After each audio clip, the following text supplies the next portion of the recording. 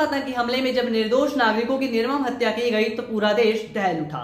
हमले के 15 दिन बाद भारत ने ऑपरेशन सिंदूर चलाया और बदले की कार्रवाई भी की, जिसके बाद बौखलाए पाकिस्तान ने लगातार 3 दिनों तक भारत के सीमावर्ती इलाकों में गोलाबारी की और ड्रोन से हमले भी किए, लेकिन भारतीय सेना ने उनके हर हमले का करारा जवाब दिया।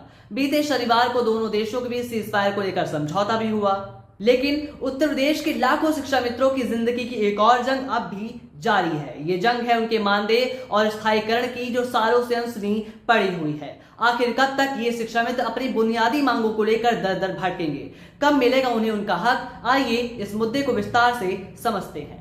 उत्तर प्रदेश के ग्रामीण स्कूलों में शिक्षा मित्र और अनुदेशक शिक्षा की मशाल जला रहे हैं। कम मानदेय पर काम करते हुए बच्चों को पढ़ाने और गांवों में जागरूकता फैलाने का काम भी कर रहे हैं, लेकिन उनकी अपनी जिंदगी चुनौतियों से भरी हुई है।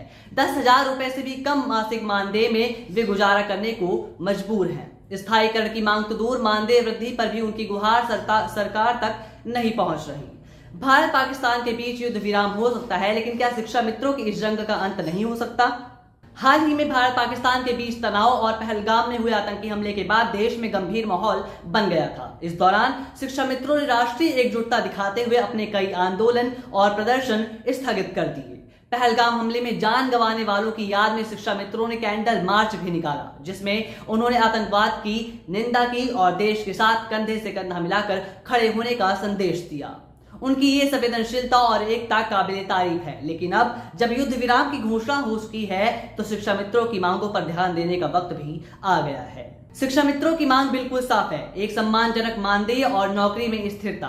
वे कहते हैं कि वे बच्चों का भविष्य संवार रहे हैं, लेकिन उनका अपना भविष्य अनिश्चित है। कई शिक्षा मित्रों को कम आय के कारण अतिरिक्त काम भी करना पड़ता है, जिससे उनकी सेहत और परिवार प्रभावित हो रहे हैं। वे बार बार ज्ञापन सौंपते हैं, धरने देते हैं, लेकिन नतीजा वही, खाली बातें। उनकी मेहनत के बिना ग्रामीण शिक्षा अधूरी है, फिर भी उनकी पुकार अनसुनी क्यों है? अब जब सीमाओं पर शांति की बात हो ही रही है, तो क्या सरकार इन शिक्षा मित्रों की जिंदगी में भी शांति लाएगी?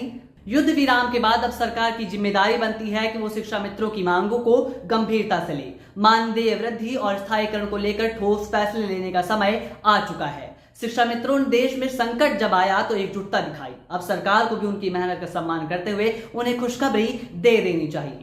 उनकी ये जंग केवल उनके परिवार की ही नहीं, बल्कि पूरे शिक्षा तंत्र की मजबूती का सवाल है। अगर शिक्षा की नींव ही कमजोर होगी तो भला देश का भविष्य कैसे मजबूत होगा? शिक्षा मित्रों का धैर्य भी अब जवाब दे रहा है। क्या सरकार अब उनकी मांगों को, उनकी पुकार को सुनेगी या उनकी ये लड़ाई और भी लंबी खींचेगी? हम इस मुद्दे पर अपनी नजर बनाए रखेंगे। आप देखते रहिए अटल टीवी।